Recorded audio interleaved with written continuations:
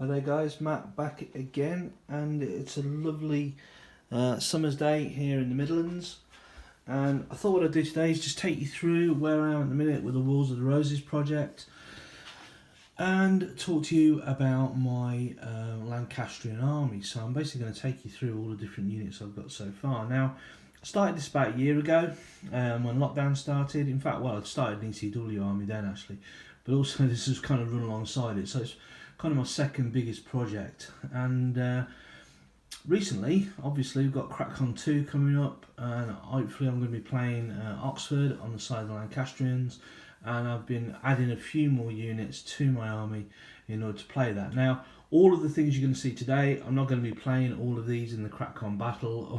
Okay, for one thing, Northumberland wasn't there, Somerset wasn't there either, so I'm just going to be playing the Oxford contingent of what I show you today. So I'll take you through exactly what I've got so far. So it's got a little bit bigger than it did earlier in the year, and I've got a bit more to add to this as well. I've got about 3 or 4 more standard units in House Caesar of Bill and Bow, some more bow units to add as well, but none of those are based up yet, so I'm not going to put those on the table. But I could say I've probably got about another 25% to add to this.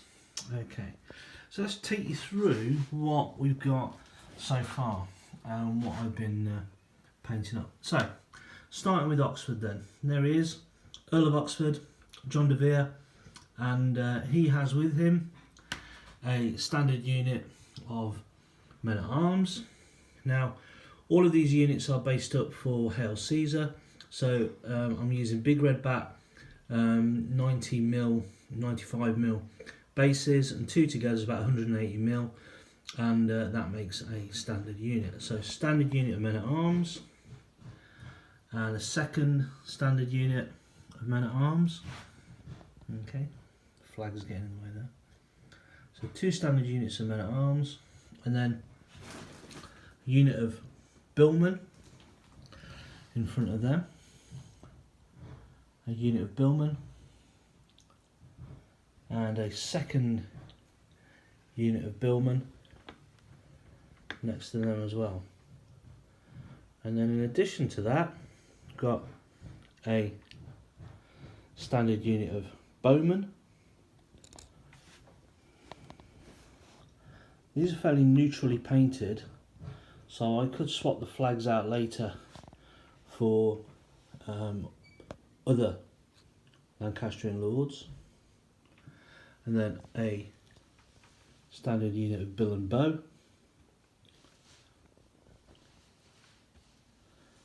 and a second standard unit of bill and bow.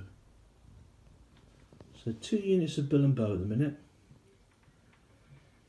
2 units of bowmen, 2 units of men at arms on foot, and a single unit of bowmen. Now, I haven't decided what my force composition is going to be yet for the big game at Crackcon, and if I did tell you that, I would be giving my opponents too much information, so this is what I've got painted up so far. If we come down the front, we've got mercenaries, so Swiss pikemen in a single standard unit, and Swiss crossbowmen in a single standard unit.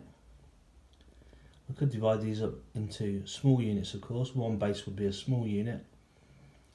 And then at the front, one of the 2 cannons. First cannon there. Okay, might add a little bit of colour to that in terms of it being a Lancastrian cannon. At the moment it's a little bit neutral. Might add a flag or something like that to that, just to make it, give it a affiliation to Oxford. Then this is the Earl of Northumberland. Now, this was the guy whose army I was originally creating. I was doing the Earl of Northumberland's army, and he was going to be my main commander. And since then I've kind of diversified away from him a little bit, and I did kind of repurpose quite a few of his troops as the Earl of Oxford. So I've got if I want an Earl of Northumberland's force, I'm going to have to paint up a few more. Then we've got Somerset, and this is the older base that I did, so I'm probably going to add a bit more to this base, make it a bit more interesting, but I really like that figure. He's kind of glaring forwards. Looks quite tired, quite stern, with his banner. Okay. So Somerset, and over the other side, Essex. Not Essex, Exeter, sorry. Exeter. Henry Holland, Duke of Exeter. Okay.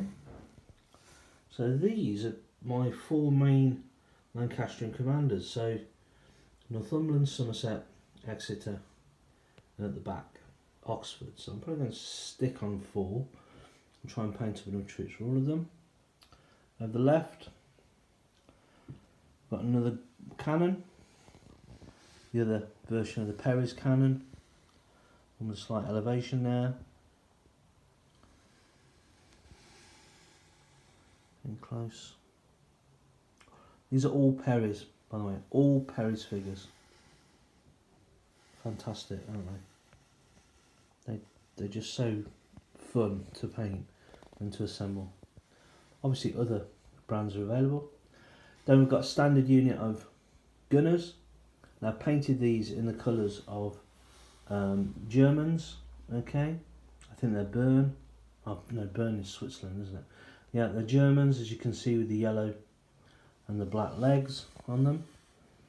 And I've got another box of mercenaries, and I'm going to paint some more gunners up as well, because I like gunners. They look really good. Now you probably don't need too many gunners. There probably weren't that many on the battlefield, and most of them probably were European mercenaries, to be honest. But I just like ancient handguns. They just look really good. In the rules, mostly, I think the house rules we're going to be playing, you can only take a small unit of handguns. So that is a standard unit at the moment, but I will divide those up into 2. Now behind them, and this is a unit I painted a while ago, this is a mounted men-at-arms unit for the Earl of Northumberland. So there's his standard. Okay, again, I do like the guys with the bowl cut hairdos. They look really nice. Yeah. Grizzled old warrior. Okay, so mounted men at arms. Now I think that is a standard unit, 12 men. Okay, in that sort of frontage, which seems like a lot of figures for a standard unit of horsemen, because obviously horses expensive and take a long time to paint, and that's basically one box. If I'm only getting one standard unit out of a box, that feels a little bit excessive. Behind, got light horse, again in the colours of the Earl of Northumberland, the scourers, the hobblers, whatever you wish to call them, the light horse, and these are the guys that are going to be chasing down and slaughtering Hastings at the Battle of Barnet, if I decide to use some horse, of course. Okay. At the back we've just got a few standard bearers. These guys really haven't got any units attached to them at the minute, because I haven't got any more units for Somerset and Exeter. I did a nice rock as well. Okay, so there we have it. Taking you back through the units. So this is quite a large army. So I'm pretty sure I could probably at the moment field 2 armies to pitch against each other. Maybe a falling out between the Lancastrians. That's one of the great things about the War of the Roses. You could literally have anybody fighting anybody. They really don't all get on all of the time. So, what's next? I think I've got quite a few more bowmen to base up. I've got a lot of Northumberland's bowmen to base up. I've got some of Somerset's bowmen to base up. And then I want to create some men-at-arms and some billmen for Somerset and Northumberland. And I also need to put the blue boar of Oxford.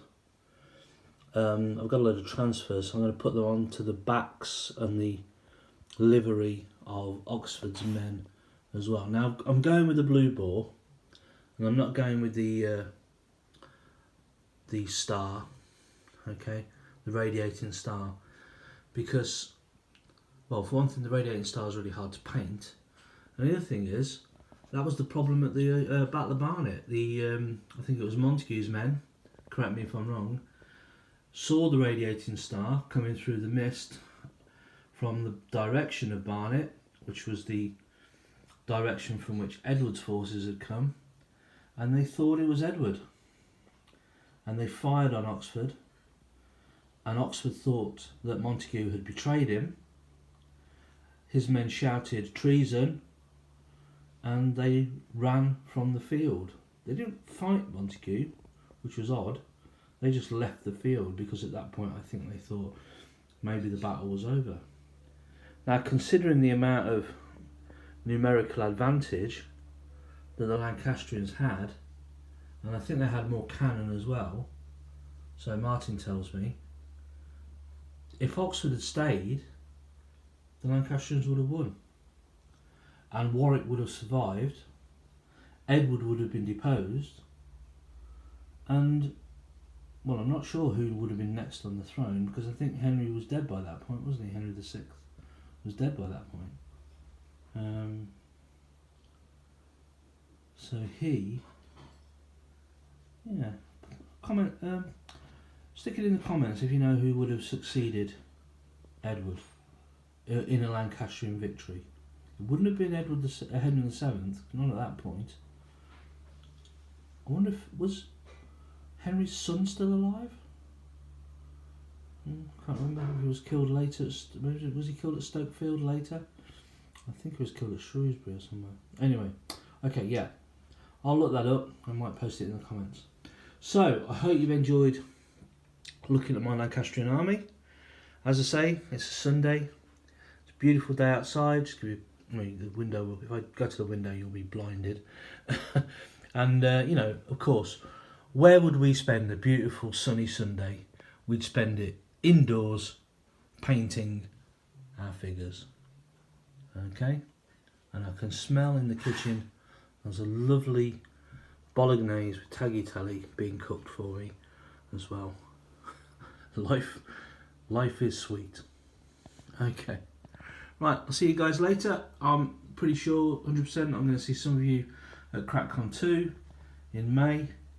And take care of yourselves, enjoy your painting, enjoy your hobbying, and I'll see you soon. Bye.